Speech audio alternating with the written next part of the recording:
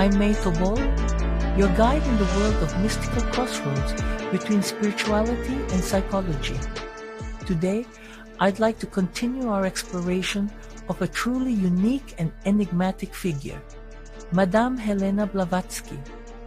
Today, I invite you to explore part 3 of our in-depth research series into Madame Blavatsky's life, influence, and legacy.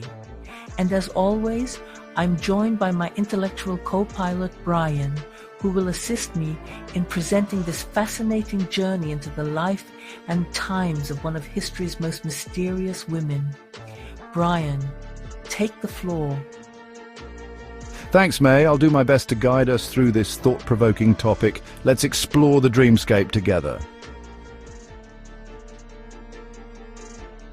Madame Blavatsky, the X-Factor of the 19th century, a prophet, medium and enigma, Part 3.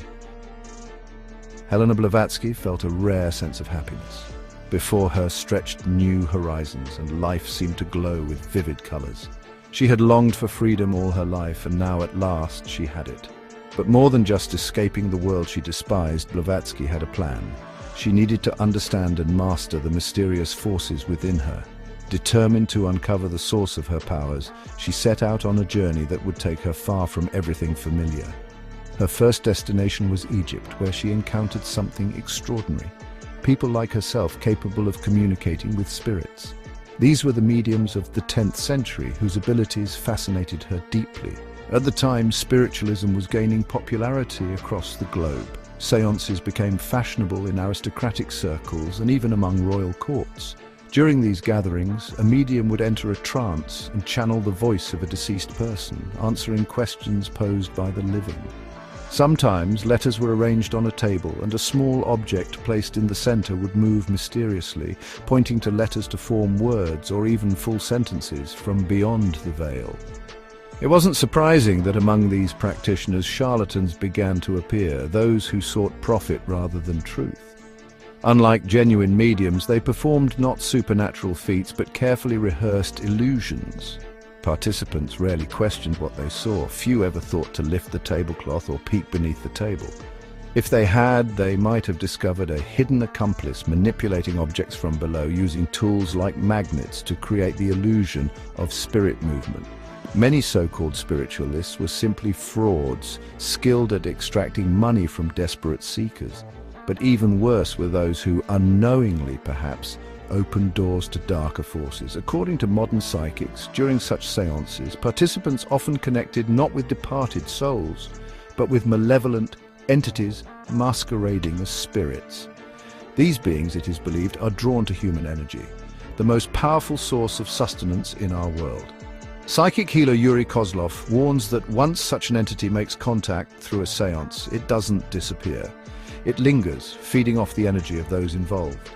This, he suggests, may be the origin of what people call poltergeists or Baba Yaga-like disturbances, distortions in energy fields that can affect homes and lives. Back in Blavatsky's time, the dangers of spiritualism were still largely unknown. Eager to expand her understanding, she naturally wanted to explore its secrets.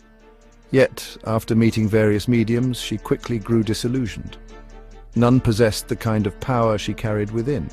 Most were mere performers, using tricks and ventriloquism to create illusions not through thought but through sleight of hand. Their sessions, she realized, were nothing more than staged shows. But what about her own experiences? Blavatsky's phenomena, objects moving through space, materializations of objects in midair, strange sounds and inexplicable scents, were no ordinary parlor tricks. These occurrences followed her everywhere, not only during formal seances. They happened even in brightly lit rooms, ruling out any possibility of manipulation. Researchers today still debate whether these events were elaborate performances or manifestations of true spiritual power. Blavatsky herself insisted that these phenomena were beyond her control. They simply occurred around her, without intention or will.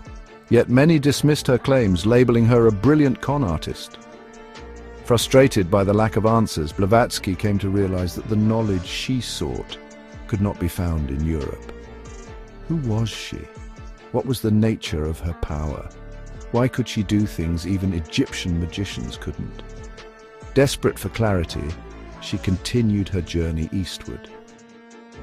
She traveled across Asia, the Americas, and distant Australia, endlessly moving from one country to another, seeking someone who could explain her abilities, who could teach her how to quiet the voices inside her, and finally bring her peace.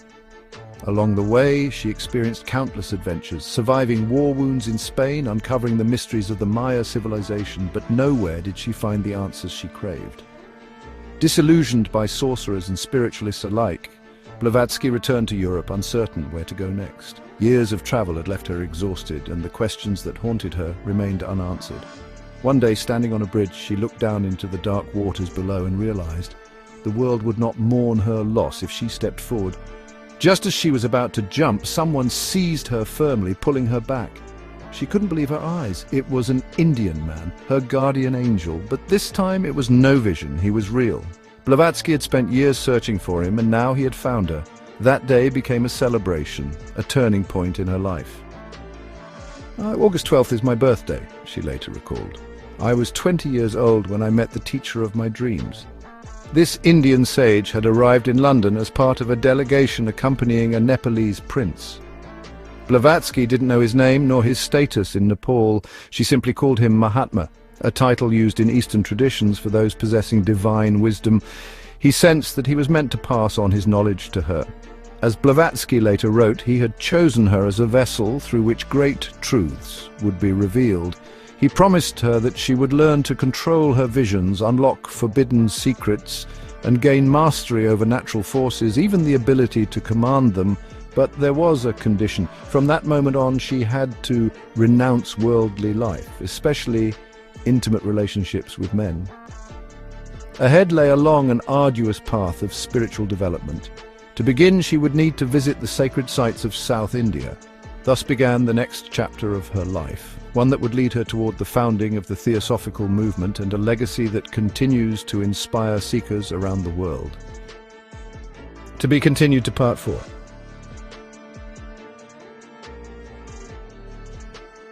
And that's a wrap. I hope you enjoyed it. Please subscribe so you won't miss the next part. We'll definitely be continuing this topic. If you like this video, please share it with others. But most importantly, let me know what you think in the comments. Do you have any questions? Do you agree or disagree? Your feedback means a lot. Stay cool, enjoy your day, and I'll see you soon.